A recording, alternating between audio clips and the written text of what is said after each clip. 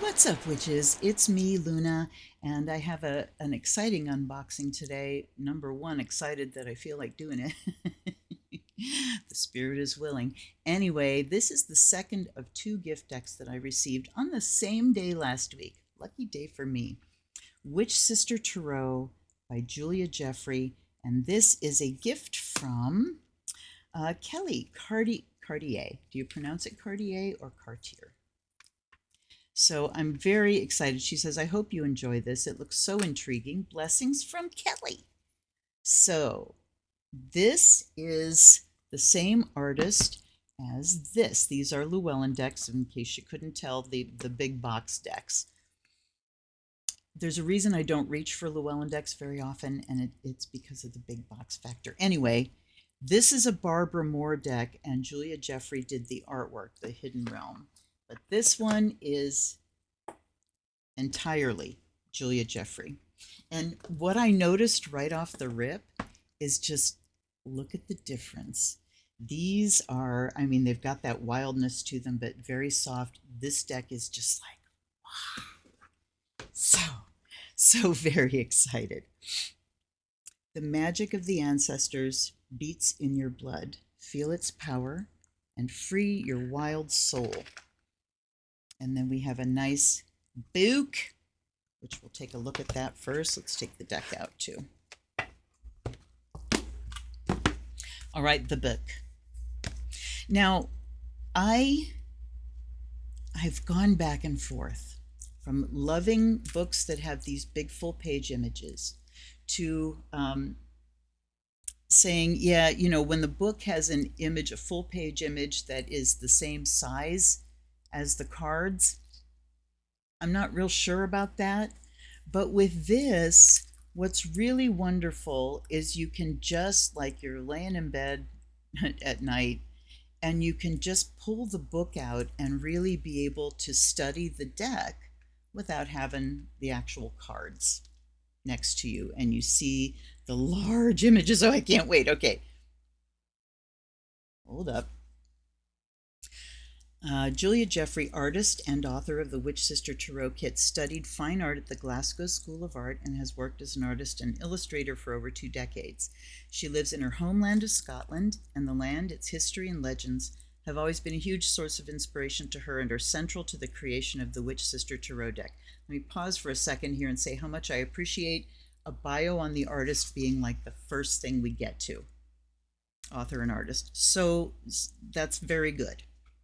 Her previous published work includes Tarot of the Hidden Realm with Barbara Moore, cover and interior art for the novels Lament, The Fairy Queen's Deception by Maggie Stiefvater, and They That Dwell in Dark Places by Daniel McGahey. Julia also collaborated with American musician Gilliam Chadwick on Isabel Gowdy, a piece inspired by the testimony of the historical Scottish witch of the same name. Find more of Julia's work at stonemaiden-art.com. All right. The copyright is 2023. Acknowledgements. Here's the contents. Beginnings, Tarot Origins, First Steps. Then the section 2 is the gathering, major, minor, and the suits are trees, waters, skies, and stones. And then part 3 is taking flight, spreads, and making magic, and then there's reflection at the end. As this is the Witch Sister Tarot, it seems fitting that the very first word of this introduction, as, was just typed by the wandering paws of my cat, Elfrida Beetle, while she trampled across my keyboard. Before that happened, I was hesitating, surrounded by my heaps of notes and research materials, feeling a little daunted about just where to begin, and then behold, a force of nature literally steps in and we're off. What a great frame. Also, Elfrida is generously imbued with the qualities of the Fool, bold, mischievous, ridiculous, true-hearted, annoying, so it's an appropriate start to our journey. These days, anyone feeling drawn to the tarot has a wealth of options before them. There's an abundance of decks to choose from. Most will share a common structure, but each has its individual character. The Witch Sister Tarot is, naturally, characterized by a preoccupation with witches and witchcraft. However, the sister part of Witch Sister is also a vital element to the theme of the deck. that sense of chosen family in which we find with true kindred spirits. So I think there's a typo there. Chosen family which we find with true kindred spirits. For me, that feeling has often come through working together to create something magical, whether that be might be joining in a ritual, making art or music, or working in a shop. Whatever you build together can create a strong bond of comradeship. In recent years, I've felt myself blessed by some true witch sisters coming into my life. Sisters have inspired me. So I like from the beginning that she really does talk about what the whole vibe of the deck is in general. So then she's going into a lot of detail, talking about her own journey. My first tarot deck, Tarot of the Hidden Realm, gave me a wonderful opportunity to bring my driving passions of art and magic together and to share them. Where the Hidden Realm is inhabited by fairy and elemental beings, the Witch Sister Tarot is populated by human witches, their familiar spirits, and figures from Celtic legend. Okay, so this is a tip for books with long introductions, because I do find it really helpful most of the time to read the author's introduction, because they will frame, the whole theme behind the deck, if there is one, and all that. But when we get to a long introduction and you want to cut to the chase, usually the first couple paragraphs and the last couple paragraphs will get you there. Within the familiar structure of Tarot, the major arcana, the four suits, and the court cards, we will look at different ways that people have always sought to make magic, invoking the aid of deities and spirits, spell casting, use of herbs and plants, creating symbols, patterns, and magical objects, dancing and singing, and working with the cycles of nature. We will also meet some notable historical witches and see what their extraordinary stories may reveal to us. Then we have Tarot Origins, talking about the Visconti deck. So she's going way, way back.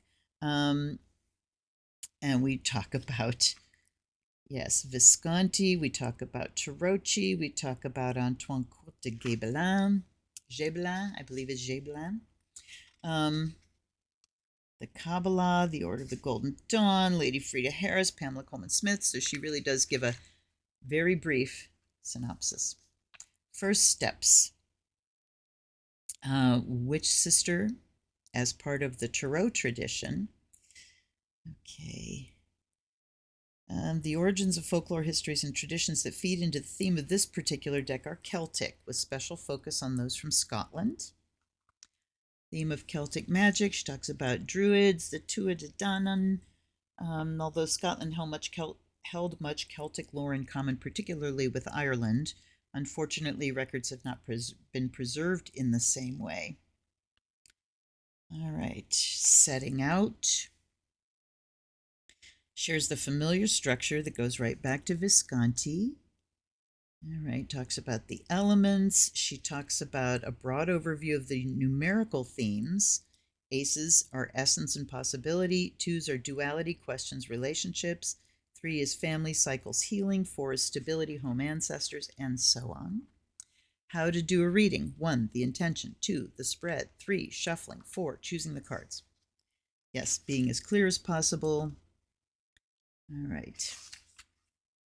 5 is laying out the cards, 6 is reading the cards, and then the gathering into the majors. So we do get the full page image. So wonderful to be able to see the details of things, because the artwork is incredible. And this woman has such a connection with faces. All right, let's go to the back and see what we get at the end. So we've got Made of Stones, and the and then Taking Flight. So spreads, we've got single card. Witch Mirror is a 2 card. Then there's 3 card spreads, 3 realms spread. The Charm of Iron spread. It's supposed to keep the Fae away. The Child, the Fae, the Midwife, the Changeling, and Iron. Oh, all right. Child represents what's precious to us. The Fae represents the threat. The midwife is our ally who will help us protect the child. 4 is the changeling, shows us our fears of how the child may be taken.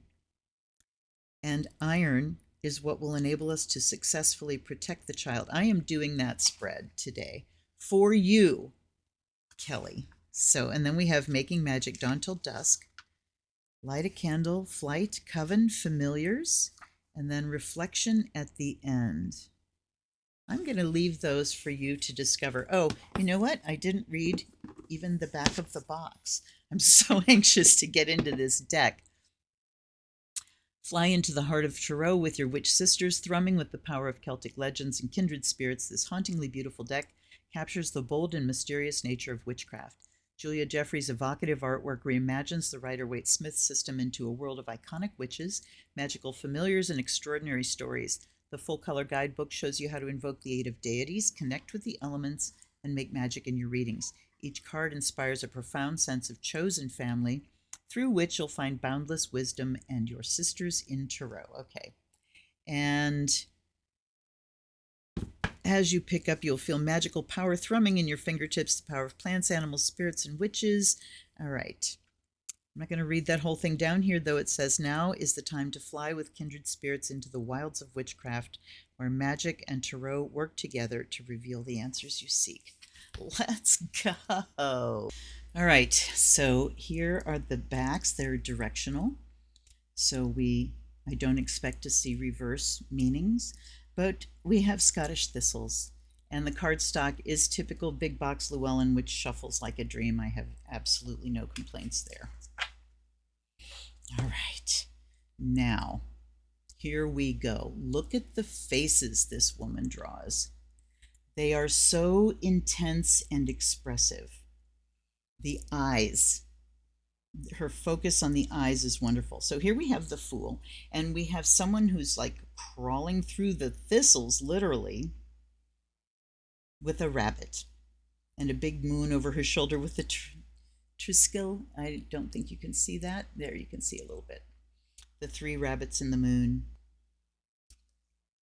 So we're not doing one-to-one Waite-Smith.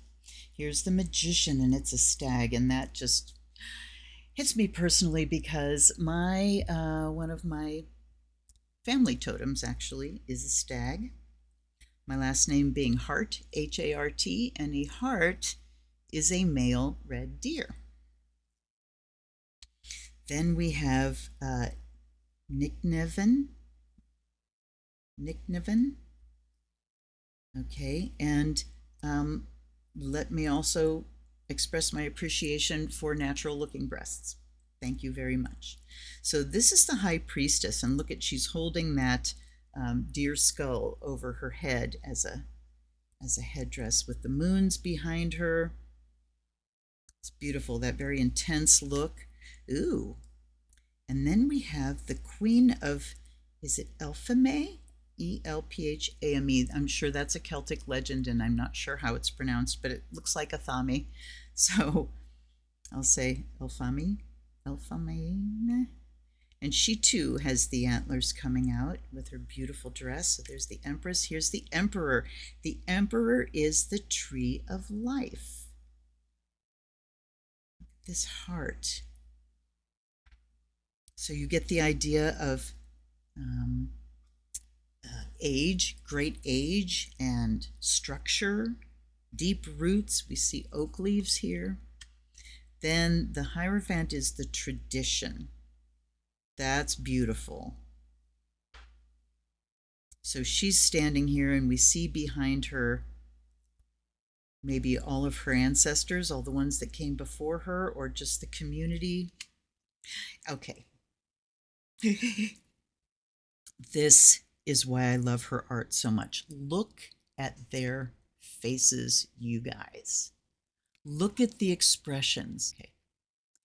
To be able to capture love, softness, you can see it. And being an empath, these cards have emotional energy in them. This is flight. So the Chariot, clearly that was the Lover's card. Here's the Chariot, and look at the crows. Then we have Strength. And Scotland has its own wildcats, and they're little ones like this. But again, we don't really we get vibe, we get energy, but we don't really get an illustration of the card meaning. I mean, we've got her, and then we've got the cat. So it's the inner strength coming out. Then we've got the Hermit, and I love the bicolored eyes. So instead of a lantern, we have the moon. And then the Wheel of Fortune is the spinner of threads. That's gorgeous. So you get that idea of fate and destiny, justice. Those hands. I mean, again, they're so dynamic. Hanged Man is initiation. That's proper. Again, not a lot that we can key in on, though, if you were going to read intuitively. And here's the Death card. I love the sun and moon colors, the youth and age. Clearly, we see this is the same person. So this crone is kind of carrying her younger self still. Wow. This is flow or temperance. This child drawing a spiral. And then the Devil card is Lord of the Forest. Kind of interesting that he is the devil here rather than being the Emperor. It's just very interesting, the choices so far. I hope this is not too bright. I hope this works. So anyway, we have Elf Stroke as the Tower. The star is Ancient Starlight. I love her depiction of age and youth. Here's Moonchild. And the sun. So this is not a beginner's deck, but if this is the first deck you ever have, you are going to have a personal relationship with everyone in this deck. That's the way you need to approach it, is through, the beings. This is a deck of beings. Judgment is renewal. Aw. And the world is the land. And look at her. Okay. Now we're into trees, the Ace of Trees. So one assumes that those are pentacles. Let's look at the suits again. I do want to see between the majors and the minors if we have an overall. Yes, the minor arcana.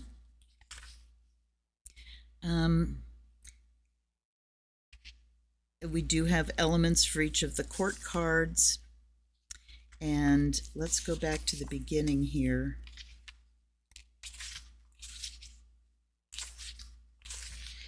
And see what she talks about. So yes, trees, waters, skies, and stones. All right, so trees are wands.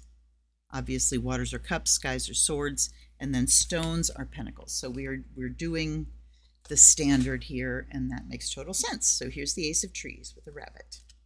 There's the Two of Trees. Mirror images. The 3. So I'm going to go a little faster now, just admiring the artwork, because there really isn't something giving me meaning just from the images. Here's the 4. Look at how things are like with her hands. And we have elders behind her and a stag and a hare. The 5. So reading this book is going to be key, I think, and it would be great to just kind of lounge around and read through the book, because you're going to get, I'm sure, a lot of Scottish folklore. Here's the 6 with a sickle. How interesting, because 6 of Wands, victory, but she's got a sickle and she's got that rabbit on her chest. Here's the 7 of Trees. 7 of Wands. The 8. It's like she's gathering things in her skirt. There's the 9. She definitely is warding, warding something off there. And then we have the 10. You see the age and winter. So the quartz are made, and wait, going back here. Where she talks about this, let's see. The maids are earth, as with the pages.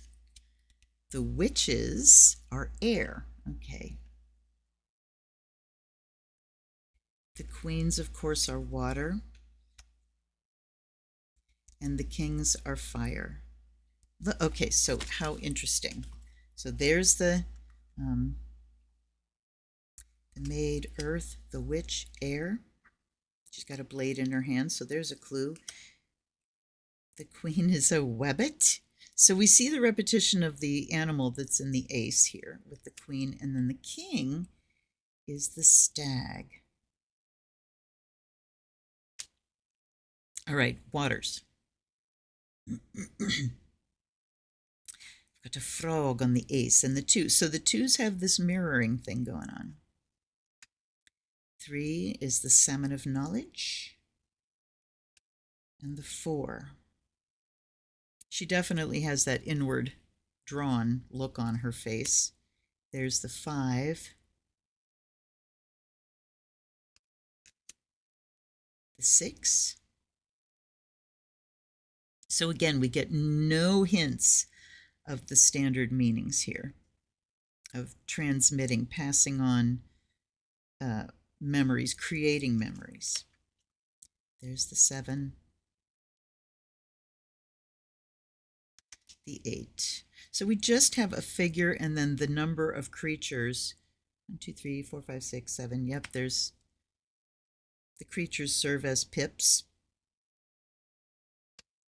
There's the 9. Ooh, she's got like a magic mirror. That's kind of cool. And then the 10. I love the age that's shown. There's the Maid of Waters, the Witch, the Queen, oops, and the King.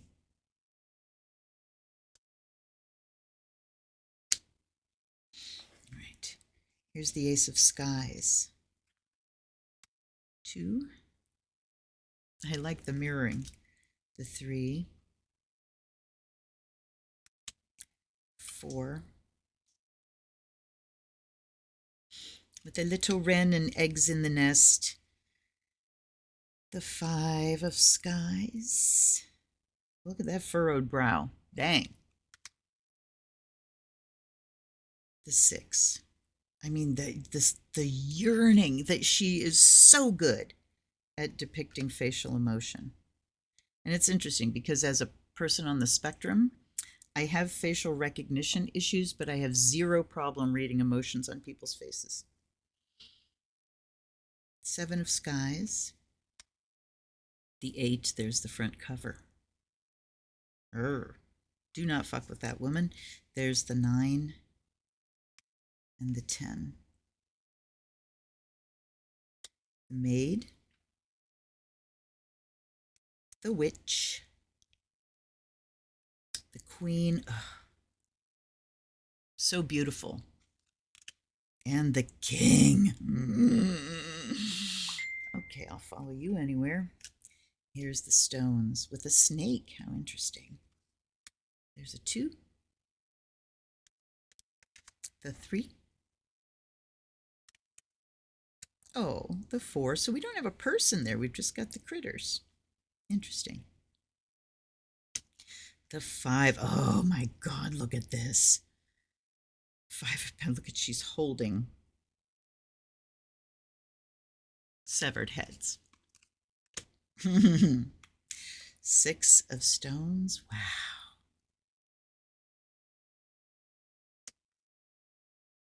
The 7.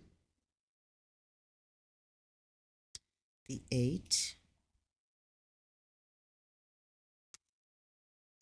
The 9, okay, we definitely get the idea of a pregnant belly there. And the 10, wow. There's the maid, the witch. Look at her.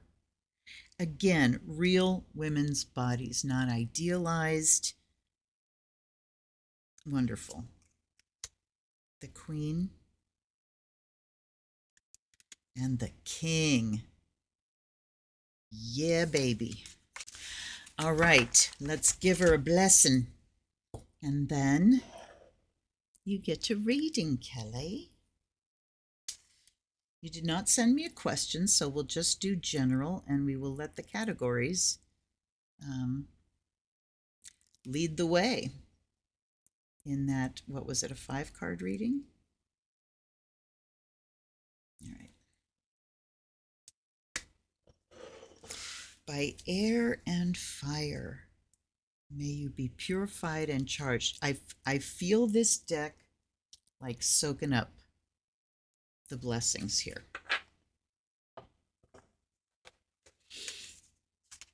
And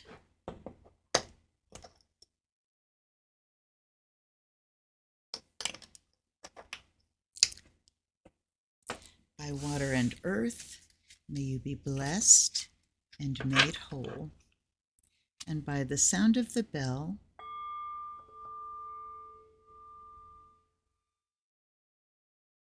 may the spirit within you awaken. Allies and ancestors, guides and guardians, particularly the spirits of Celtic folklore, Celtic history, the creatures, the animals, I welcome you to be awake, alive, present in this deck. I give gratitude to my team for being here to help me out. I give gratitude to Kelly for the gift of this wonderful deck, and I offer you fresh water, and I offer you the fire of Azrael to invite the spirit of divination into this deck and into this reading. All right. Let's go back and look at this spread again. So this is the Charm of Iron spread, and it is 5 cards. 1, 2, 3, 4, 5. Okay, let's get the shuffling done. All right. And it's so easy. So that's what I think. Okay. Let me do 3 riffles and then cuts. And then we'll just cut until it's time to lay them out. But clearly they shuffle so very easily. Okay, do you see this? Do you see what's happening here? For some reason, we've got a couple of cards that are causing things to split. All right, I'm going to cut this, and then I'm going to turn them upside down and shuffle. Did something... All right, no, it's just weird. What is going on with these 2 cards? The Fool, all right, Ancient Starlight, that's a different one. So it's not like the same card. They're just splitting in places. All right, let's shuffle them face up and see if that makes any difference at all. I doubt it. No. Actually, they shuffle not as well face up. So let's go face down again, and just, I think with time and shuffling, this will sort itself out. I'm going to do another riffle. That's kind of weird.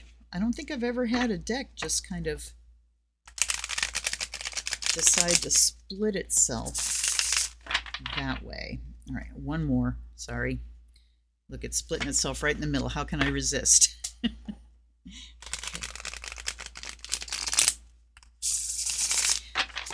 Also, just because it's such a delight to shuffle. And look, it's kind of sort of healed itself. All right, so the Charm of Iron, I'm going to take that one. And we are going to go from here. So we have 1, okay, put the book away. 2, 3, 4, 5. Let's push you back here. All right, so we've got renewal, which is judgment. We have 7 of trees, 2 of waters. We have 3 of skies and 10 of trees. So we've got 3 suits and a major. We didn't get any courts, but we'll read a court anyhow to find out what it's about. So the first position is the child. And I didn't really get to concentrate on you, Kelly, but from the beginning we know this reading's for you.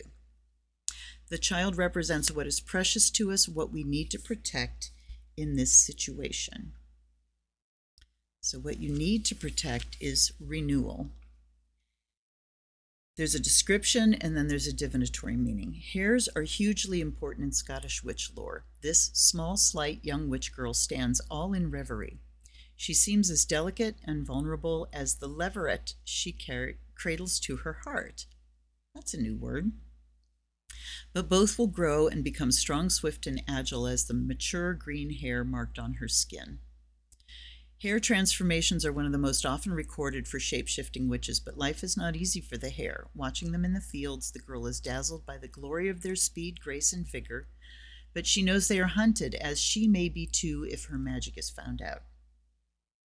Divinatory meaning: the 20th card in the major arcana is traditionally called Judgment and shows the dead rising from their graves on the day of judgment.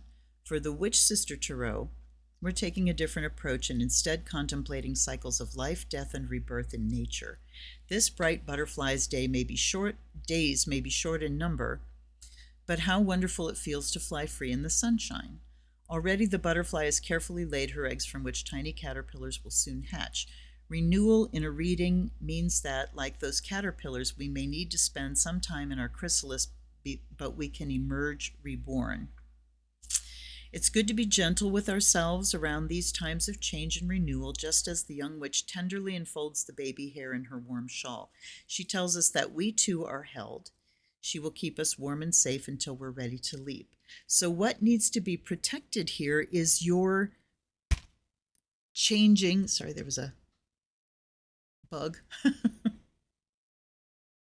You're changing inner self. You're obviously going through transformation at this time, and something new is gestating, a new facet of yourself, or perhaps you're just getting stronger inside. Your true self is kind of getting stronger and ready to burst out of the shell of the false self, because that's what renewal can be. But I'm really getting the vibe of you're ready to become stronger in who you truly are and let that false self start falling away, like the chrysalis, or the cocoon. I mean, yeah, like that outer shell is just getting ready to go away. So what you need to do is protect that tender inner bit that is getting ready to be born, or to become visible to everybody else. She's already there. Okay. Number 2 is the Fae, represents the threat, someone or something that seeks to steal the child away from us or harm it. And this is the 7 of trees, so 7 of wands.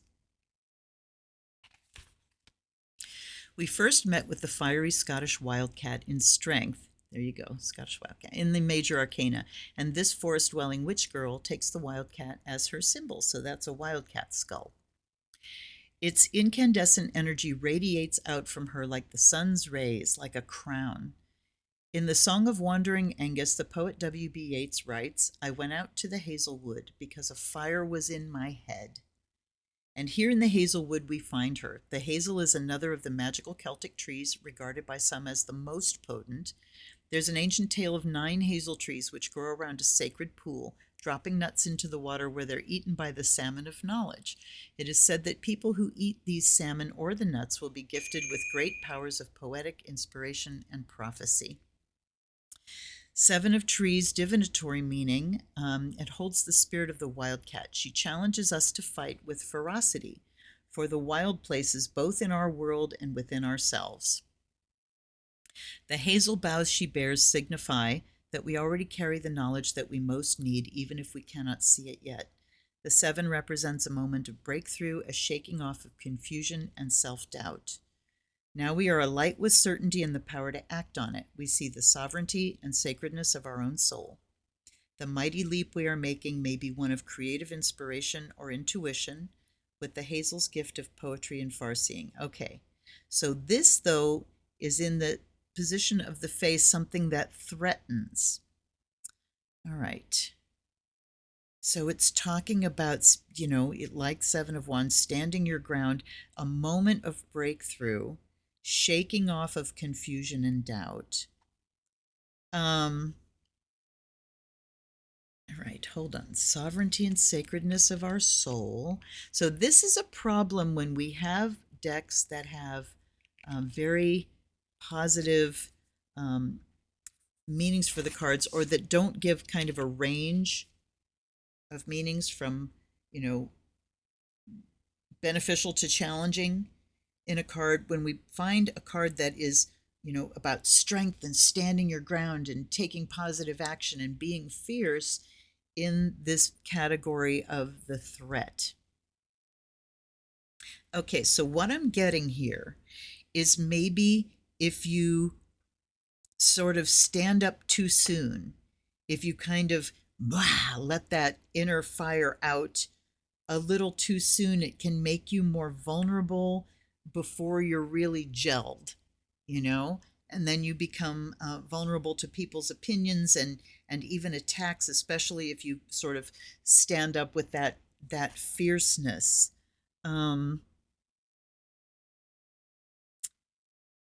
Bears the boughs she bears signifies we already carry the knowledge that we most need. Challenges us to fight. So maybe what's threatening is the challenge to fight.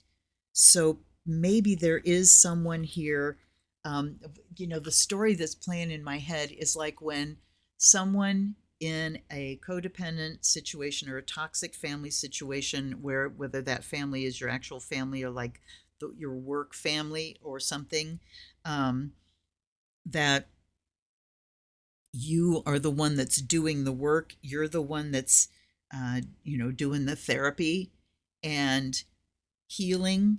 So you're purging those old bad codependent behaviors, and that someone might be seeing that happening, and that's threatening. That's threatening to the whole codependent system, so it cannot be allowed, So somebody might be fighting back against your healing journey that's really transforming. They're sort of pre-threatened. And again, protecting, not opening yourself, not engaging in the fight when somebody throws out that challenge, not biting the hook. Don't bite the hook, don't take the bait, all those wonderful metaphors for not not accepting the invitation to jump into the codependent thing. All right. The third one is the midwife, our ally, someone or an aspect of ourselves who will help us protect the child. The midwife knows the rituals that must be enacted and has many years of experience to draw on. Okay. So it's 2 of Waters. Trees, waters are the next one. So, all right. The large version. As we have already seen, the 2s in the Witch Sister suits each contain figures that are, in a sense, a reflection of one another. In the 2 of Waters, that quality of mirroring is intensified by the element. In the cool blue-green shadows of the secret cavern, the waterfall ripples and cascades. The dim light makes the golden heads of these witch sisters shine out, all the brighter as they come to drink from the sacred pool. Nycneven, the high priestess, rules over the 2s. That makes sense. And the double moon that we see in her card is echoed in the 2 new moons marked on these sisters' brows. Sources of water were of huge ritual significance to the Celtic people, and the puddock, symbolic creature of waters, was symbolic of those places where the water rises. With the 2 of Waters, we begin to follow the stream onwards into the unknown. Do we show the puddock? Maybe it doesn't have a form. Divinatory meaning. When we share a drink with someone, it changes things and something new begins, whether it is a cup of tea, a glass of wine, or water from a sacred pool. There can be a sacramental quality to the act, particularly with a first shared drink. Things between us begin to flow more freely. We become aware of how close we are and of the shape of the spaces between us. The Two of Waters represents a meeting. We could be encountering a new friend or collaborative partner, or feeling the first trickle and splash of potential romance, or we could be getting to know an aspect of ourselves afresh. So this is showing up as someone new, a new friend that is actually there to reflect your healing back to you, who's actually there to support that healing process, whereas this one is someone that is challenging you and trying to push you back off of it. All right. So if you don't know this person yet, it's saying that there could be a meeting coming. All right, then we have the changeling. The changeling shows us our fears of how the child may be taken away from us and transformed into a false version. And we get the Three of Skies. Oh, the fears. That's the Three of Swords, you guys. Yeah. In Scottish folklore, magpies are strongly associated with witches, and there's an old saying that every magpie carries a drop of the devil's blood under their tongue. The mag in magpie means chatterer, with the pie referring to their pied black and white coloring. As mentioned in the two, magpies, like crows and ravens, are highly intelligent and adaptable. They are also very social birds, often seen in groups of 3 or more, hence the various fortune-telling folk rhymes about them, 1 for sorrow, 2 for joy, etc. See, she's dropping little hints here that I want to research. Divinatory meaning. All right, remember we are talking about fear here, what the fear is. I keep letting go of the page. The magpie's raucous voice has always brought disapproval and condemnation upon them, and still does today. How often do we fear that our own voices will be unwanted or reviled? I mean, this is addressing it absolutely head on. So what are we afraid of? That who you are, your true self, won't be loved, won't be accepted, won't be worthy. Wow. The Three of Skies tells us that in truth it is our duty to sing our song aloud, to dance, flutter our feathers, and speak our mind, whatever others may think, simply because we are alive, even if it upsets somebody. This moment right now is the shining treasure that we must swoop down and grab for ourselves before it is lost. The sky is brooding and stormy. Wild winds tear at the witch woman's hair, and it flies out like a banner on the field of battle. Opening our mouths can be so daunting. Will others see the devil's blood there and cry witch at us?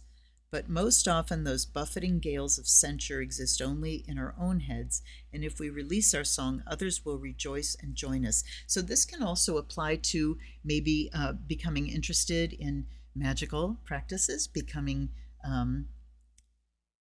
releasing the witch, recognizing that you are a witch, and having family members that are going to see Satan. Wow. So the fear is that people are going to reject you, and that what I have to say to you about that, and this is why we're kind of protecting this part right now, because there's a delicate balance of waiting until your own belief system is strong enough to kind of come out. But I want to tell you something here, and this is for the collective too. You are under no obligation to defend your belief system to anyone. It's your belief system. It's valid all by itself, without the blessings or being condoned by someone who's extremely judgmental and not ever going to support that path or understand it. Like an evangelical Christian. I did since I live in a university town, for many years there, it was like every spring would roll around and they put out this gorgeous magazine called The Burr. It's big glossy color. And like each new year full of students would discover that, there's witches in Kent, and come to me and do an interview, And I did a video interview. And one of the questions towards the end was, what do you say to people that say, well, I don't believe in that, or it's blah, blah, blah, blah, blah. And I said, it is not my job to convince anyone that magic is real. Totally not my job. That is entirely their prerogative to not believe it and think whatever they want to think. And, up until the time they step foot into my ring and start to threaten me, and then they're going to get it. But, they still might not get an explanation. They're just going to get a boundary. So yeah, protect, the things that are growing within you, whatever beliefs are changing, whatever you're maturing into, protect it while you can. You don't have the obligation to present it to people, but there certainly is a real fear that they're not going to accept you. And that's going to be the way it is. You can't make someone accept you, but let's just acknowledge the fear. And now let's go to the end, which is iron. Iron is what will enable us to successfully protect the child and see off the forces that would threaten us. Where was I just watching something where they were talking about when a woman was in labor, they would put an iron horseshoe in the bed, and as soon as the child was born, they would put the horseshoe in the crib with the child, because it would, the fae cannot cross iron. And so it would protect against the child being swapped for a changeling. All right, so this is what will successfully protect you, and it's the 10 of trees. One of my mother's favorite sayings when facing hard times is, "We never died of winter yet," meaning we are hardy folk. We've had our sufferings and known times of want, but we endure and live to fight another day. The Cailleach, the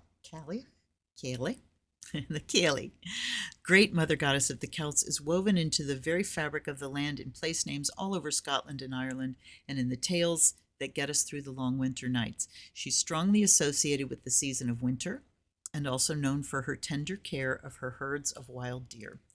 The meaning is, being alone does not mean that we don't belong. Oh, bingo. The land loves us. We have roots that reach down into the earth. In our hearts, we know that we are held and cherished. In winter, the sun's fire becomes a fleeting presence in our days, and we must hope we have enough fuel put by to keep us warm at night. With the 10, something is coming to an end. The light is waning as the sun goes down into the west. But there's no need to grieve. The time is right for this ending. All that needed to be done has been done. All care and love have been given. It's time to let go and move on, knowing that our guardianship has made the world a better place for others, and our memory will be treasured. The 10 brings transcendence, and we may not be able to see clearly yet what lies ahead, but we know we have the strength to greet it wholeheartedly. So we get transcendence. There's a referral back to the beginning card here. But the thing that's going to protect you is your roots, knowing that you belong to the earth, knowing that you belong to yourself, knowing that when you have that sense of deep belonging within yourself and that sense of connection with the immanent goddess, that means the one that's indwelling, the one that lives in you, the one that looks out your eyes, when you are connected there, there's a sense of belonging that can't be shaken by any external groups that don't accept you, So what's going to protect you? That deep connection with the goddess, that deep connection with the earth, that deep connection with your true self, which is being, held and nurtured as this tiny creature, which is about to come out of the cocoon, out of the chrysalis, which is being challenged by people that can see the changes and are scared by them. So, yeah, it's happening. There's someone there that either now or is coming in soon that is going to show you, oh, I do support you. I'm like you. So you get that new sense of belonging that can help bridge until you feel like you truly do belong to yourself. Okay. And it is a general reading too. because we are all evolving and emerging, and there's a whole faction of the world that wants to hold us down, that doesn't want the witch fully empowered, right? And so there's a lot of fear happening, but we need to find each other, connect with each other, support and validate each other, and look for that deep, deep connection. Find that deep connection within ourselves. And I'm looking back here because I'm looking for like the sort of encapsulation. There aren't keywords. 10 says something's coming to an end. The time is right for ending. You've done everything you could do. Let go and move on. Okay. So it really is about looking to the past and going, the past is over and done. I'm ready to move on, ready to move forward. Wow. Very, very cool deck. I love it. I love Julia Jeffrey's art. I can't wait to do some personal readings with this. And I thank you so much, Kelly, and I bless you. And I will be putting your note into the back of the book here so that you will receive blessings every time I pull this deck off the shelf. A note to you guys, if you want to hit my wish list down below, buy me a deck off of it. I will give you a personal reading on my unboxing, and that's the only way you can get one these days. So I hope to see a new deck on my deck, or on my porch from you sometime soon. Anyway, thanks for being here, you guys. I'll see you next time. Till then, this is Luna. Blessed be.